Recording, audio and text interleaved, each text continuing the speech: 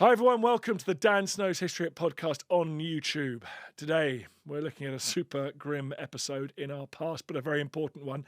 If I'd say where and when I think I would least like to have been in history, I think Berlin in the spring of 1945 would be a strong contender.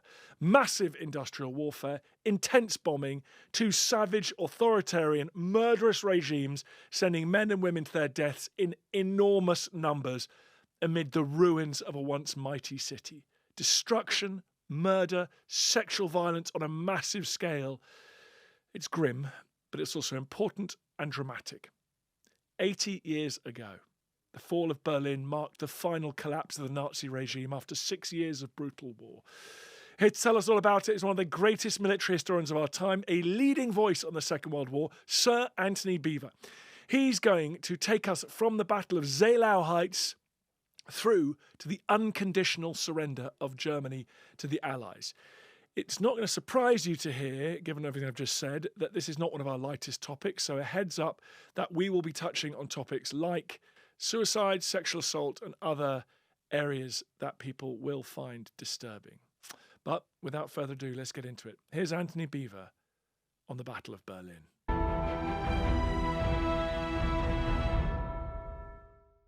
Antony, thank you very much for coming on the podcast. Great to be with you, Dan. By the spring of 1945, what shape are the German field armies in? I mean, is it even possible to talk about a defensive scheme for the German capital, or are they just like a boxer that's been beaten so badly and just lying on the ropes? Well, one has to remember that on the 16th of December of 1944, they had launched this huge offensive in the Ardennes, which took the Americans by surprise. And where these forces were then going to be used afterwards, because when they pulled them back, Stalin, of course, was appalled, thinking, well, I'm now going to have the bulk of the Panzer armies facing me. And this is when he accelerated and brought forward the Great Winter Offensive on the 12th and 13th of January. This was going to be the first stage, if you like, of the Berlin operation. It was going to be the advance from the river Vistula in Poland all the way to the river Oder in Germany. And one lot attacked northwards into East Prussia, while the other two fronts, as the Russians called them, the first Belarusian front and the first Ukrainian front under Konyev, were attacking in towards Germany. So this was sort of the key moment when they were actually going to basically break the army, the German army on the Eastern Front. Does Stalin identify that Berlin is the key target here? Stalin knew that Berlin was going to be the key target, not just because of Lenin saying, he who controls Berlin controls Germany, and he who controls Germany controls Europe, but also because there was another very important point, which we'll come on to a bit more later. It was a question of the nuclear facilities, because they had already started, or were starting Operation Borodino, which was using information stolen from the Manhattan Project in America by Soviet spies, and trying to create their own atomic weapon. And for that, they wanted to get the German scientists at the Kaiser Wilhelm Institute in Berlin and any of the nuclear material. So it's so interesting that we keep thinking about the sort of hard cutoff on V-Day, the end of World War II, but already by late 44, early 45, these politicians, these generals are thinking about the world after the war. Well, very much so. I mean, in fact, even more so, one can say that the Cold War didn't start in 1947, as is often said. The origins of the Cold War, actually in 1941, it was the traumatic shock of that German invasion, which so traumatized Stalin, he was determined to occupy the whole of Central Europe, especially Poland, so that the Soviet Union could never suffer from a surprise attack again in the future. So, and is Stalin honest with his Western allies about? No, okay, never. He's never honest with anybody. But so he says, does he sort of go, well, we're not really going to Berlin, we're just advancing on a broad front? Well, that comes a little bit later. I mean, that doesn't come until March. What one has to remember is that we have this first phase where they do this extraordinary charge from the Vistula westwards. I mean, to give an idea, some of the tank brigades, they would come up against a frozen river, open fire with the main armament of their tanks to smash the ice, and then just drive straight in and across. And if the river was deeper than they thought, then the first tank would get drowned.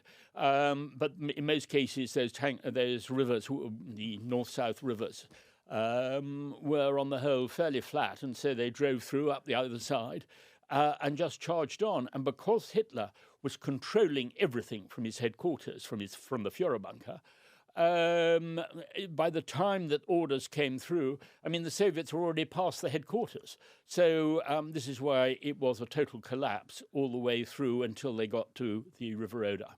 The ability of the Soviets to fight in the depths of winter, whether it's the Dnieper crossing earlier in the war or these crossing, I mean, that must have been so difficult for the men involved and the enemy they faced.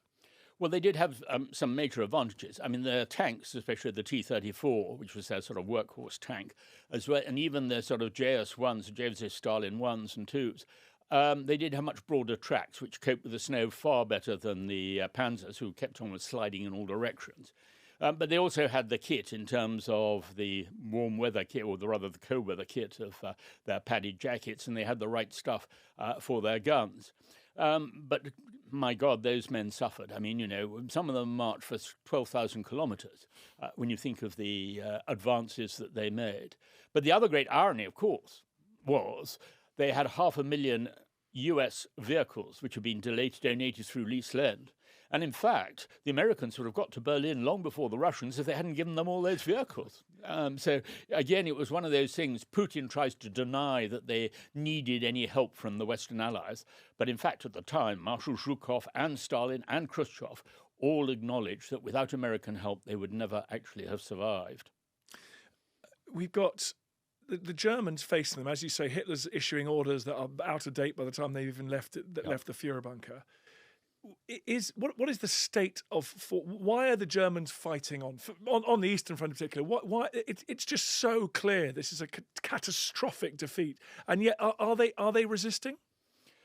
In many cases, they are resisting simply because otherwise it was a question of they knew they were going to die like rats in a hole or whatever it might be, but actually they had no choice. And what we must remember is that when it came to the bomb plot of July 1944, the British and the Americans analysed the whole situation completely wrongly. They assumed that any army that was prepared to blow up its own commander-in-chief must be in a state of disintegration. What they failed to realise was that because Hitler was still alive, the pressure both from Hitler, the Nazi Party, the SS, the Gestapo, meant that they were going to have to fight on right to the end, and the last person alive would be Adolf Hitler, i.e. there would be no surrender while Adolf Hitler was still alive. So that actually is why the death of Hitler in Berlin is in many ways the key moment of the whole of the war in the West. Sort of early spring 1945, Soviet troops have swept across eastern Germany. Are they at the gates of Berlin? Are they? No, they're about 60 miles from Berlin, maximum. They're still having some trouble in the north, what was called the Baltic Balcony of Pomerania. And this is where Rokossovsky was having to advance through all the way to clear that, all the way to Stettin, i.e. the mouth of the Oder, to be ready to be part of the Berlin operation, it's going to be called, which didn't take place till April. But before April, then the key moment came when the Americans got across the Rhine at Ramagen, because then Stalin knew the very next morning from General Susloparov, who was his liaison officer with the American headquarters, that they were across. So he knew that he had to accelerate everything. Zhukov, Marshal Zhukov, commanding the 1st Belarusian Front, and Konev were ordered immediately back to Moscow and were told to prepare plans for the Berlin operation. So they had altogether from the Baltic at Stettin all the way down to Trieste, there were 6.9 million Soviet troops. That was well over twice what the Germans used in 1941 in Operation Barbarossa. So, I mean, a vast, vast force. But above all, think of the artillery, the god of war, as the Russians, the Red Army used to call it. I mean, ready for the opening bombardment from the Oderbruck. This was the marsh plain outside either side of the Oder, underneath the Seelow Heights, which was the key battle, really, for Berlin. They lined up altogether some 9,000 guns, and they fired 1.25 million shells on that very first day. I mean, it was sort of one of the most massive. And, in fact, the effect was so devastating that everybody in Berlin suddenly found their walls were shaking and pictures were coming off the walls. And the women, of course, came out and they were standing on the sort of landings of apartment blocks, knowing perfectly well that the battle had started, and they had a pretty good idea of what their fate was likely to be once the Russians got there. And so that artillery bombardment, for example, dwarfs the enormous bombardment before the Battle of the Somme that the British fought. I mean, that's extraordinary. Just quickly, at that point, Stalin, we've talked about Stalin lying, but he's lies again. The Americans and Brits were sort of quite interested, weren't they, they were worried about Bavaria and the sort of Nazi holdouts in the mountainous south. They weren't going hell for leather for Berlin, were they? Well, the lying took place from Stalin in March, towards the end of March, because basically he was preparing, he told the Allies, oh, listen, we're not going to be ready really to attack until May. Totally untrue. He'd given the order that they were going to be ready to attack on the 16th of April. But then he had actually, in a very naive way, Eisenhower, without even consulting either Montgomery or even Teddy, his own chief of staff, and telling nothing to the British at all, had sent a signal to Stalin telling him exactly what all of his plans were. And Stalin saw that he was interested still in this idea of the Alpenfestung, of the fortress in the Alps or further south. And he didn't believe that Berlin was important, so Stalin encouraged this.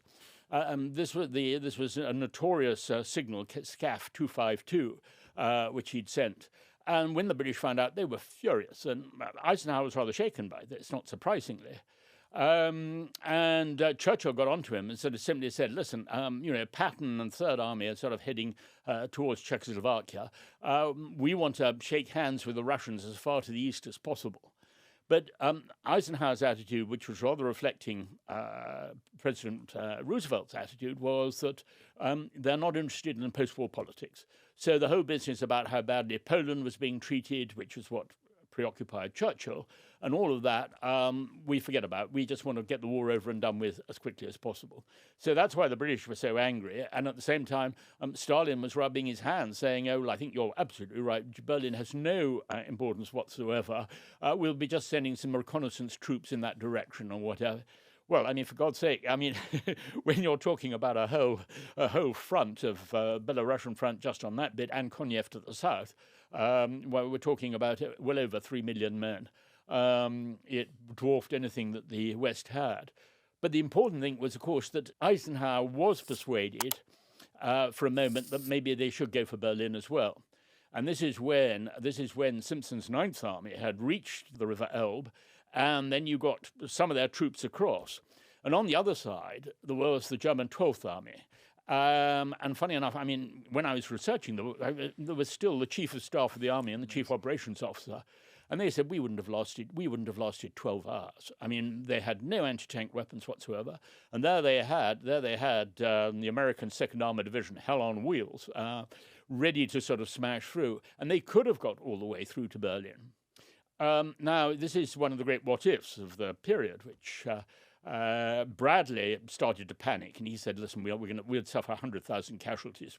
It's not worth it, because already we had to remember that the agreement had been made that the occupation of West Germany would go up as far as the Elbe, Berlin would be divided up and all the rest of it. So basically, even if we capture Berlin, we'll still have to hand it over afterwards. Is it worth all of those things? So actually, Eisenhower made the right decision for the wrong reasons. What he was afraid of was of blue-on-blue casualties. They just shot down 6 Soviet fighters over the Oder. Stalin was furious, and Stalin was also very suspicious at the way that no Soviet representative had been involved in the surrender of the troops in northern Italy. So there was a lot of paranoia, and he was always afraid of this possibility somehow that the West might suddenly support Germany or whatever, or turn around and all the rest of it. I mean, talk about somebody who, shall we say, didn't trust anybody else. I mean, I don't think anyone would have really trusted Stalin, but he certainly, in this particular case, was determined not to be caught out. So interesting, that old sort of Sun Tzu adage of politics and violence being blended in war. Stalin's a big proponent of that here, or he's an exemplar of that here, whereas Eisenhower's thinking of the more in straightforward military terms without the great strategic or political ramifications. None whatsoever. As far as they were concerned, America was there just to save, pull Europe's chestnuts out of the fire and then get home. But also, of course, there was the war in the Far East, which for most Americans was far more important than the war in Europe. And many of the troops were going to then be sent to the Far East because they still, at that stage, didn't know whether the atomic bomb was going to work and whether they'd have to invade the Japanese home islands, which would have caused massive casualties. Speaking of civilian populations dragooned into militia groups, talked about the key battle for Berlin, Seelow Heights, you just mentioned. Yes. What state are the Germans in? Are these still professional German troops? Are these kind of old men and young boys that we hear about? Yes. Who's under that massive artillery bombardment? They were a complete mixture. There were a certain number of SS troops. There were some of the SS units, in fact, of course, slightly further back, not involved there, of course, were foreign. You had these Norwegians, Danes, Swedes, or whatever in the Nordland. You had a Dutch SS. You had French SS. You had the SS Charlemagne. And they were the ones who actually took part in the final battle in Berlin, as we'll see later. But at this particular point, no, it was a mixture of professional troops, yes, lots of Luftwaffe ground personnel, basically dragooned into platoons and companies and so forth. And yes, Hitler Youth on bicycles with Panzerfaust strapped to the handlebars, who were expected to take on T-34 tanks. Now, they were dug in. The Seelow Heights are an impressive feature. And Marshal Zhukov, normally was very good about his sort of reconnaissance, but he underestimated the strength of this particular position. And with their 88mm guns up top, dug in, but with a very weak first line, which was very much that. They knew that the Russians would sort of bombard the whole lot. They were actually in not too bad a shape, because when that artillery barrage started, it really did concentrate on the first line, which had been more or less abandoned. Then Zhukov made the big mistake. He started off by sending in two of his armies, basically infantry armies, which were supposed to clear it, and then the tanks would go through. But he panicked when he found that half of them, they just weren't getting up the slope and all the rest of it. Meanwhile, Stalin, who, of course, in his own particular malicious way, was creating competition between the two marshals. Konev, he was saying, was really advancing very fast in the south, Why are you having such trouble, there? And so Zhukov made this disastrous mistake where he suddenly decided to change the battle plan and push through the tanks. And already the ground had been so churned up by their own shells that the tanks had real trouble, and especially they didn't realize quite how steep that hill was, and many of them, even with their broad tracks, were struggling hard. It was a hell of a battle. In fact, that was where they lost the bulk of their casualties in that particular fight, and it took them 2 to 3 days before they were on top, and then getting onto Reichstag 1, which was the main road all the way from East Prussia through to the center of Berlin. And in that time, Konev was coming in from the south. And here we go back to this whole thing of Stalin's plan, which was to encircle Berlin with Konev coming in round through the south and Zhukov coming around through the north. And the point was to encircle Berlin to prevent the Americans breaking through from the river Elbe. But again, to protect Dahlem, which was where the nuclear facilities were, which he did not want to have sort of destroyed or lost. What state is Adolf Hitler in the Führer bunker? Adolf Hitler is in, shall we say, a curious mixture of moods between resignation at some moment and then apoplexy of anger at anything that goes wrong. Of course, he was refusing to admit that on the situations map, that something which was marked as a division was probably, of a battalion strength. But something that was marked, there was the famous thing in that film of Wo ist Steiner, and because he thought he had a whole SS corps. Well, actually, all of Steiner's troops had been taken away from him. Basically, he had a headquarters and a few sort of guard troops. And he was expecting that Steiner was going to do this counterattack, rather like sort of the Poles destroying the siege of Vienna or whatever. Forgetting the fact it was Poles who saved Vienna, but anyway. And he was determined that Steiner, would lead this counterattack, and and Berlin would stay Berlin, and Vienna would be recaptured again, and all the rest of it. I mean, it was a sort of fantasy land. I had a fascinating time with General von Freytag von Leuenhofen, who was actually in the bunker all of this time with Hitler, watching what was going on. He was Guderian's, chief adjutant. And it was amazing. You meet these guys and you shake their hands and you think, well, that hand's shaking Hitler's hand. I mean, it was extraordinary, but they were a huge help when doing the research. And what was his? He was a member of, one might call, the reality-based community, presumably Guderian and him. Did he look around and think this is all just completely? Oh yes, yes. I mean, a lot of them. I mean, the sensible ones. I mean, there were a few, of course. I mean, there were the Hitlerhörig, as they were called, the really loyal Hitler obsessives, who were going to do, like, for example, Krebs and Burgdorf.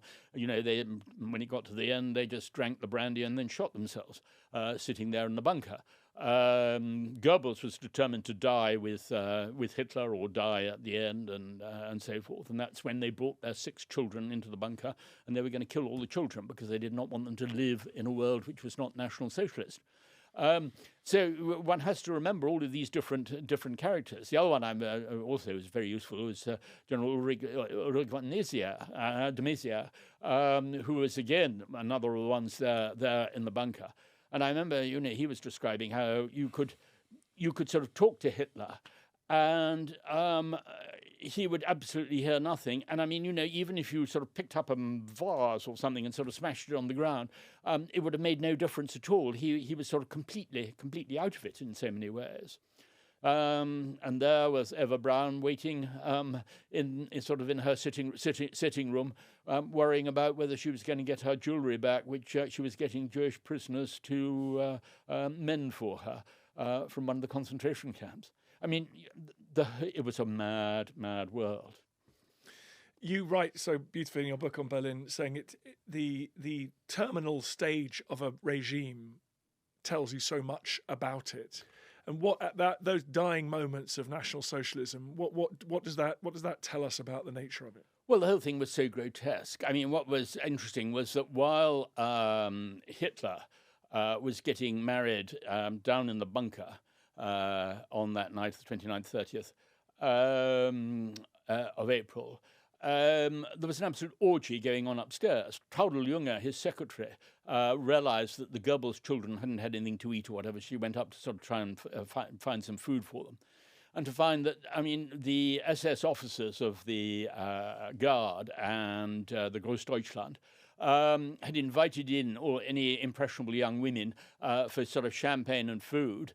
And a final party, to lose their virginity or whatever before they were raped by the Russians. And she found this absolute sort of orgy going on upstairs. And yet down below in this sort of concrete submarine of the Führer bunker, sort of, that was all very correct and so forth, as the Hitler after the winning ceremony then dictates his final will and testament, appointing all the successors, who was going to be the next Reichschancellor, who was going to be the head of the party, and all the rest of it. I mean, as if somehow this world could carry on. It was mad, but it was actually Albert Speer who was the one who complained bitterly, funnily enough. He's always been sort of given rather to an easier treatment, I think, in the post-war years. What he was so furious about was, he said that people always remember terminal events. And he said that the great achievements in National Socialism would be forgotten as a result. Well, this is where one says that, it is actually the downfall of a regime like that which actually reveals its sheer squalor, its sheer filth, frankly. Once the Soviets had smashed the Seelow Heights positions asunder, and they're marching towards they're moving towards Berlin, how serious was the defense of Berlin? I mean, were they was there any sense in which they could hold the Soviets on the outskirts of town? The correlation of forces meant that it was impossible. There were some sharp battles, and remember, they did have some of these SS troops of the SS Nordland, which had Tiger tanks and so forth. And so there were battles, but the main thing was, of course, it was the artillery. I remember Berlin had already been battered by the RAF and by the American Air Forces. And then the artillery started firing. So again, they were firing another couple of million shells into Berlin from the outside. It was interesting. Only a few hours after the last air raid, there was this extraordinary silence in Berlin. And then Hitler was woken up early in the morning by the sound of shelling. And he came out sort of screaming and yelling, "What's this?" And when they explained to him that they were already within artillery range, and you can imagine all the Russian gunners were painting, for Hitler, for Goering, for Goebbels or whatever, on their shells, and then firing them with glee into the city. But, in fact, the people who were being killed were usually women queuing at the last shops which might have any food, because and then they were raiding any stores they could find. I mean, it was sort of not quite rioting as such. But at the same time, you then had SS squads and Feldgendarmerie going around executing, hanging deserters. You mentioned all those women. No effort had been made to evacuate non-combatants from Berlin. No, and in fact, Goebbels and had been warned that, of course, what about milk for babies? Shouldn't they start bringing some cows into Berlin or things like that? They had made no provision for the women, no provision for the children or anything like that. As far as Hitler was concerned, you have to remember when he issued what was called his Nero order, that everything should be destroyed. Hitler basically believed that because, actually it was General de Maizière who said this to me, he said he had a hypertrophic identity with the whole of the German people. Because he was going to commit suicide, the rest of the German people had to commit suicide too, had to die with him. And so the Nero order is famously issued around this time. The Nero order is bring down the temple, push down the columns, bring the whole building down. Yes, and above all, smash the bridges, which had all the water supplies and the sewage and all the rest of it going across them or whatever. So, and this is where Speer and some others did try to do their best, simply saying you've got to think of the civilian population in the future. They've got to somehow survive. But as far as Hitler was concerned, this was a Götterdämmerung. And level Germany. And particularly, yes. And he agreed with Speer that actually it wouldn't have the same cinematic effect if it had just been in Berchtesgaden. But the destruction of Berlin with all the monuments coming down, that would be something for the world to remember. Even it was an Ozymandias, if you like, to use another metaphor. But, incredible. And so as the Soviets move into the city, is there fighting house to house? Well, there's fighting in various places. For example, Tempelhof Airfield. There was quite a tank battle there with the Nordland, fighting some of Treikov's 8th Guards Army. This was the old Stalingrad army. Yeah, so we stop there, and Stalingrad is a name that will be forever attached to yours. But Chuikov is the man who fought in the gutters and the drains and the clinging to Stalingrad, and now he's leading that army that's pushing into Berlin. Extraordinary moment for them. Yes, and the irony is, of course, they're making some of the same mistakes that the Germans made when attacking into Stalingrad, that if you're going to more or less destroy a city and remove it, turn it into ruins, you're providing actually very good defensive positions for the defenders. And, all those Treikov was sort of talking about the Stalingrad Academy of Street Fighting and all the rest of it. They made huge mistakes, funny enough, similar mistakes to what Putin made when advancing on Kiev.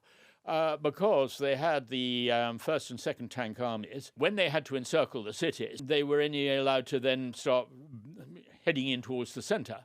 And one's got to remember the number of you've got about 7 or 8 different armies all heading towards the centre, many of them shooting at each other because they were firing artillery ahead. And the trouble was that the tankers were basically adding old bedsteads to the top of their tanks and around the sides and all the rest of it to act as spaced armour against the Panzerfaust being fired at them. So that made them very, very awkward. And they began by advancing down the middle of the street. Well, that was, they found, was thing. So they had to do it advance on both sides, sort of covering fire. And then, of course, there were the barricades. The Germans had made a lot of barricades, which were sort of railway trucks pushed over onto their side and buses filled with stones, and so, manned by a mixture of Volkssturm, with the old People's Militia, and Hitler Youth, and some soldiers thrown in. But on the whole, most of them were really part of sort of Goebbels' call-up. And they were the ones who basically were obviously going to suffer in all of this sort of fighting. But they did manage to inflict a certain number of casualties. And then the great tank hunters, or panzer hunters, Panzerjägers, were actually the French part of the French SS Charlemagne. And it was fascinating interviewing some of those old fascists who are still around when I did the book, and their attitude about here was the future of Europe. I mean, they almost talked about themselves as if there was sort of the future of the common market, or of European Union, at a time, paradoxically, of course, when Stalin had gone completely nationalist. So forget international communism. It was Russia, Soviet Union, but the emphasis on Russia even more than the Soviet Union. While on the German side, they were claiming that sort of they were defending Europe, of course, from the Asiatic hordes. So talk about a switch of identities. It was rather bizarre. And so those French former SS men you met, they didn't feel particularly embarrassed about their service. They maintained that they were on the right side of history. Oh, definitely. They were still convinced they were on the right side of history. Yes, absolutely. I mean, it was a little bit like in the Spanish Civil War. They were convinced that actually they were fighting the first battle of World War III.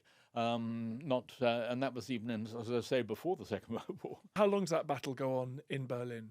Well, the battle went on until the May the 1st. In fact, there was still a little bit going on May the 2nd.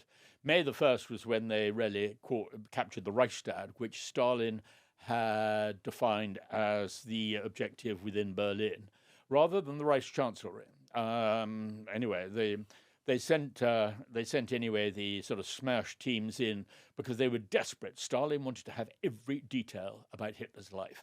He wanted to know everybody who was around him. They all had to be locked up, specially ready for interrogation, and many of them were kept for years afterwards, just in case the boss wanted to know something more from those particular days.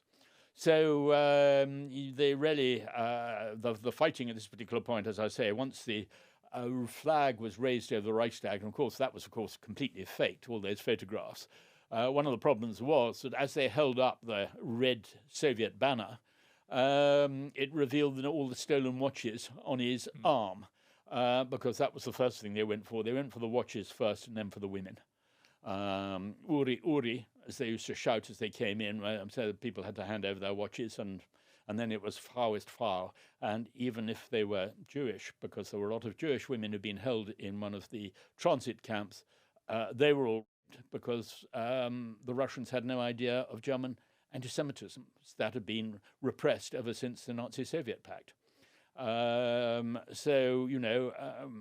When I remember sort of interviewing someone, I mean, that was the cry, Frau ist Frau, woman is a woman, and that was it. I mean, it can't have been an easy book to write, this one, because of the extraordinary violence, yes, and then also the sexual violence that followed the Soviet advance. It was, but in a way it was quite important, because one had material there coming from the Russian archives, which is why they were so angry about the book, which actually explained a lot about rape and violence in war. What was interesting was that it was far worse, actually, in the first phase when they got into East Prussia, because there they were looking for revenge and anger and bitterness, and it was unbelievably violent. I mean, Solzhenitsyn even wrote a poem about it, Prussian Nights, brilliantly translated by Robert Conquest. It was unimaginable. But by the time they got to Berlin, there they were being very selective. And the point was, as a number of them explained when we did the interviews, the important thing was to try to attach yourself just to one of them who would defend you from by all the others, because which was the basic thing of the Red Army. Many of them, because I think they'd all been humiliated, and it was a knock-on process. Their humiliation had come in training, the way that they treat them, and see this still today in the Russian army. And as a result, it was really the knock-on theory of oppression. and there were the German women, and actually there have been also Polish women, Hungarian women, and all the rest of it, who were there basically, who would be their victims and sort of get rid of the humiliation that they felt that they themselves had. Because they'd been so brutalised by their NCOs, their officers. Yes. Yeah. And this, I think, we still see in Ukraine. We've seen in the atrocities in Ukraine. It's just the same. I remember when researching in Moscow in the 90s, 5,000 a year, 5,000 suicides a year amongst the recruits to the Russian army on average during that particular period. It's worth saying you don't have access to those Russian archives anymore, and you've been banned from Russia. Oh yes, I mean I'm liable to 5 years imprisonment if I go out. This was a law brought in by Sergei Shoigu in the Duma that anybody who insults the Red Army in the Second World War is liable to 5 years. Fortunately, I still have ways of researching in Russia through various friends. And there are other places to go on vacation. And I don't have to go to the Black Sea. Hitler commits suicide on the night of the 29th? Well, no, it's 30th more. I mean, in the early hours. I mean, early hours on the 30th. Is that, and yet fighting goes on. There's fighting. Did anyone try and surrender at that point? Well, they, yes, obviously individuals surrender or whatever, but they have to be very careful. They're not being observed by some of the blocking squads or detachments of SS or Faux Gendarmerie. But already things are breaking down in that way. There are many, as I say, shooting themselves. Others trying to break out from Berlin through the cordon. In most cases, hoping to get to the Elbe and crossing over to be made prisoners by the Americans rather than by the Russians. I mean, the great joke, or so-called joke, at Christmas, in fact, just beforehand, had been, be practical, give a coffin, was the one joke, and the other one was, optimists are learning English and pessimists are learning Russian. The question of who got to Berlin first, and that's why when the Americans got across the Elbe, the Russians got so nervous, thinking that there was going to be that they would be in Berlin before them. What kind of casualties did the Soviets sustain in this great push for Berlin? 1/3 of a million. To give you an idea, of whom over 100,000 were dead, but the rest were very badly wounded. And that meant becoming what was called a samovar, i.e. legless, armless. And when they were returned home, they didn't want them cluttering up Moscow. It looked bad. They were sent to the north. They were sent to sort of, to some of the camps, even though they were war wounded. I mean, that's how the Russians treated their own people. So it's hardly surprising if you're going to treat your own people so badly, how they're going to then treat the enemy as a knock-on again theory of oppression. And what we've talked about a little bit, but just give me a sense of the strategic importance of the fact that it was the Soviets who captured Berlin first, and the surrender of the Third Reich came pretty quickly after that as well. I mean, but it turns out Stalin was right about Berlin. It was totemic. It was totemic, yeah, absolutely. And Berlin basically was completely, surrendered by the 2nd of May. Stalin, though, was furious because it wasn't sort of the end of the fighting. And he then only heard on the 8th of, really on the evening of the 7th of May, that the Western Allies were going to celebrate the end of the war on the 8th of May, which is VE Day. As far as he was concerned, that was not on because fighting was still going on in various places around Prague, where Vlasov's Russian troops had been with the Germans and were in German uniform, then in a desperate attempt to escape their fate, which was going to be a pretty nasty one. Sorry, so these are pro-Hitler Russians? Well, they weren't necessarily pro-Hitler. Most of them actually had been starving in Russian camps and were given the opportunity of putting on German uniform and fighting on. And so they changed sides and joined an uprising with Czech partisans against the Germans. And so as far as Stalin was concerned, the war was still going on. They were still fighting in Courland, where a whole army group had been cut off.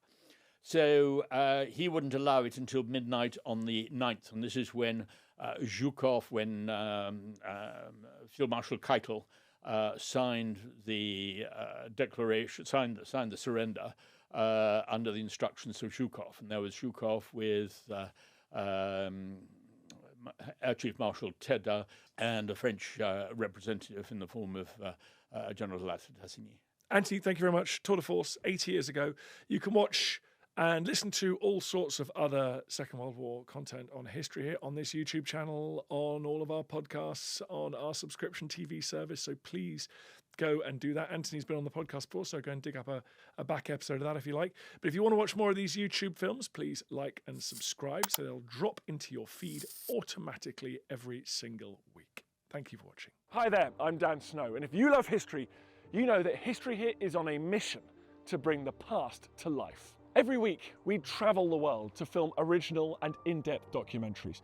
And now History Hit has launched a YouTube membership to give you access to even more films released weekly. Become a History Hit channel member now to make sure you never miss out on exclusive documentaries on topics like newly discovered shipwrecks and the clash of gladiators. We cover all time periods and all subjects, from Pompeii to D-Day. Click the join button on the History Hit YouTube channel, or click the link in the description and see for yourself what History Hit has to offer. We can't wait to have you join the team.